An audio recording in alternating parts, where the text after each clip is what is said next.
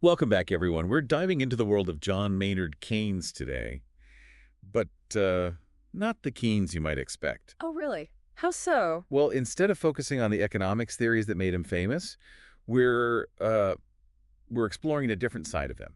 We're going to take a look at Keynes the investor. Imagine, like, sitting down with him, not to talk about government spending, but to pick his brain about his secrets to building wealth. I like it. That's an angle you don't often hear about. Exactly. Hmm. And what makes this deep dive so intriguing, Keynes wasn't just a brilliant economist. He was a really successful investor. Right. He managed funds for King's College, Cambridge. Yep. For a long time, too. Decades, actually, Yeah. from 1921 to 1946. And on top of that, he was managing his own personal investments, too.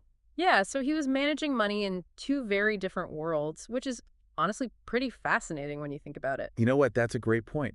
Because on the one hand, you've got Keynes, the bursar, essentially the chief financial officer for King's College. Right. A very prestigious institution. Yeah. And with that role comes, I imagine, a certain set of expectations, certain constraints. What kind of approach did they take to investing at King's College? Well, you got to remember the context. They were looking for long-term stability, primarily from property holdings. Makes sense. Mhm. So a pretty conservative approach overall. Yes, very much so.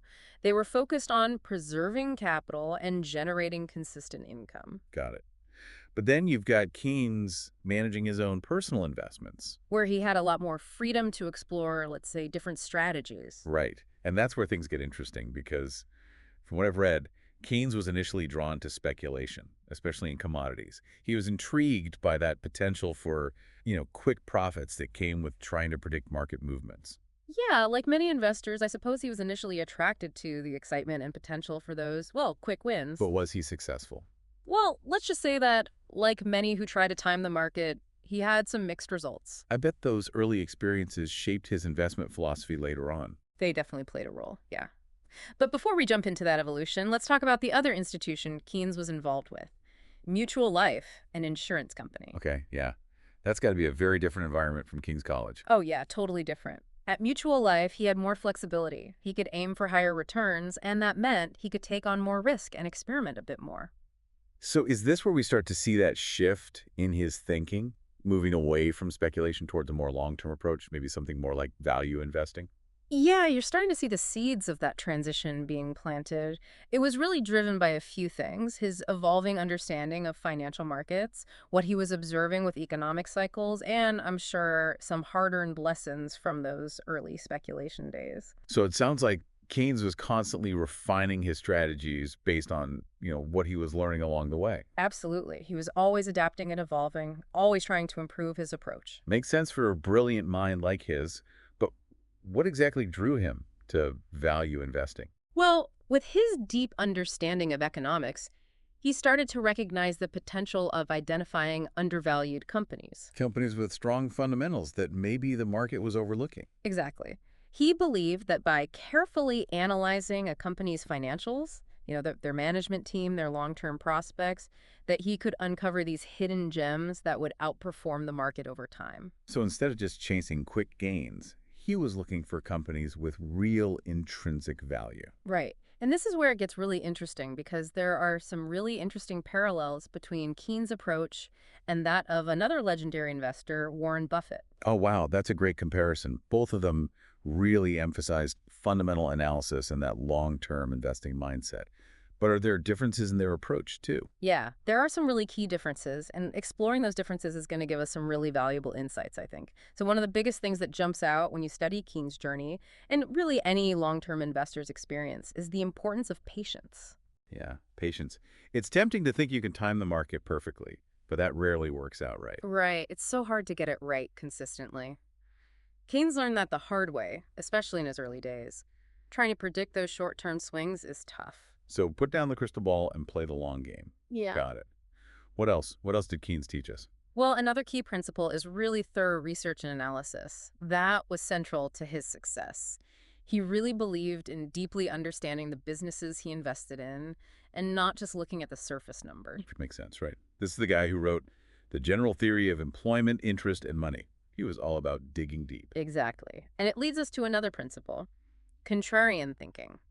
Keynes wasn't afraid to go against the crowd, especially if his research suggested an opportunity that others might be missing. So think for yourself, do your homework, and don't be afraid to be different. I like it. What other gems did Keynes unearth on his investment journey?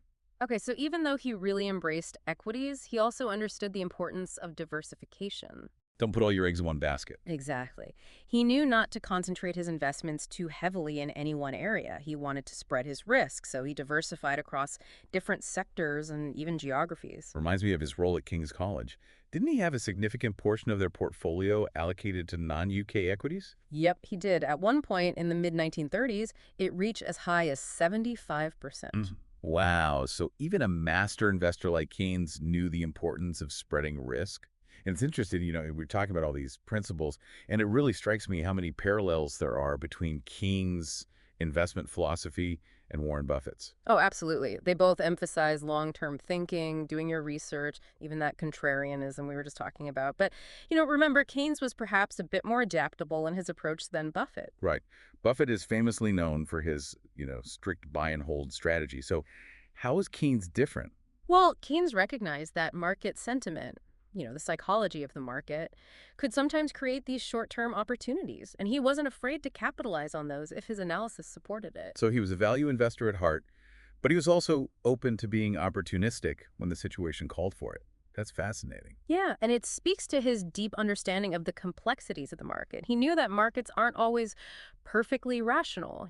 Sometimes emotions and speculation can really drive prices in the short term. Right. So it's like he was saying, yes, focus on the fundamentals, be a value investor, but keep your eyes open for those unexpected opportunities too. Exactly. Now, one really intriguing example of this is Keynes' interest in what's called the size premium. The size premium, what's that? It's the tendency for smaller companies to outperform larger ones over the long run. And this concept, it wasn't formally recognized by academics until much later, but Keynes, he had already spotted it. So he was ahead of his time, recognizing patterns that others were missing. Yeah, and, while we don't have super detailed records of his personal investments, we do know that the King's College portfolio significantly outperformed the broader market during his tenure. Wow, so his approach really did pay off. It did. And a lot of his success is attributed to his willingness to invest in those smaller companies that maybe others were overlooking because they weren't as popular or well known. That's remarkable. Hmm. And, it also highlights how his more flexible, adaptable approach could really lead to some great results. Right. And it wasn't just about picking the right companies. He also had a keen understanding of managing risk. So he wasn't reckless. He was calculated. Exactly. He believed in having a margin of safety, just like Buffett, to make sure he wasn't overpaying for assets. So even though he was more flexible, he still adhered to that core value investing principle of protecting your downside. Yeah, that's a crucial point. He wasn't just gambling, he was taking calculated risks and was always ready to adjust his positions if needed. It's amazing how Keynes' story is so relevant even today. He reminds us that being successful in investing requires this blend of deep analysis, patience, and the willingness to adapt to, constantly changing market conditions. Right, and it's not about getting rich quick or finding some magic formula. It's about developing that thoughtful, disciplined approach, always being willing to learn and adapt, and most importantly, having that long-term perspective. And maybe a little bit of that Keynesian speculation sprinkled in when the opportunity is right. Exactly. You got it. Keynes showed us that you can be analytical and opportunistic at the same time, blending that rigorous research with an openness to new possibilities. So as we wrap up this deep dive, it's worth reflecting on how we can apply these lessons from Keynes to our own investment journeys today. Right, because that's the real question, isn't it? How do we take these principles and put them into practice in today's market? It is a good question. So much of what we learn about investing is theory. How do we actually use these principles, these lessons from Keynes, in our own portfolios today? Right. It's one thing to talk about patience, but how do we actually stay patient when the market's going crazy and everyone's, panicking or getting overly excited? It's funny because it's almost harder to be patient today than it was back then. We're so used to instant gratification. Everything moves so fast. Yeah, it's like everyone wants to get rich quick. Exactly. But Keynes' experience, particularly his, those early days dabbling in commodities, really showed him how tough it is to time the market. You just can't predict those short-term swings with any consistency. Nope. So how do we cultivate that patience? Right. It starts with changing our mindset, I think. Okay, so how do we do that? Well, Instead of fixating on every little price movement, we need to try to zoom out. Look at the bigger picture. Exactly. Investing, it's a long game. It's a marathon, not a sprint. Think about the companies you're investing in. Are they good businesses? Strong fundamentals? History of growth. Yeah. If the answer is yes, then those short-term blips in the market, all that noise, it shouldn't really rattle you. So it's about having conviction in your analysis and not letting your emotions drive your decisions. Precisely. And that brings us back to that other principle we talked about, research and analysis. Don't just follow the herd. Right. Don't invest based on, random tips or whatever's trending on Twitter. Take the time to really understand the businesses you're putting your money into. Exactly. Dig into those financial statements. Look at their management team. Really understand, who their competitors are, what their growth potential is, what risks they face. It sounds like a lot of work. It can be, but it's your money, right? You got to protect it. You got to make sure you're making informed choices. That's a great point. And, while you're doing all that research, don't be afraid to think differently, too. Be a contrarian, like Keynes. Exactly. The market isn't always right. Sometimes the crowd can get caught up in fear or, irrational exuberance, and that can create opportunities for those who are willing to go against the grain. It's like what we were talking about earlier, the size premium.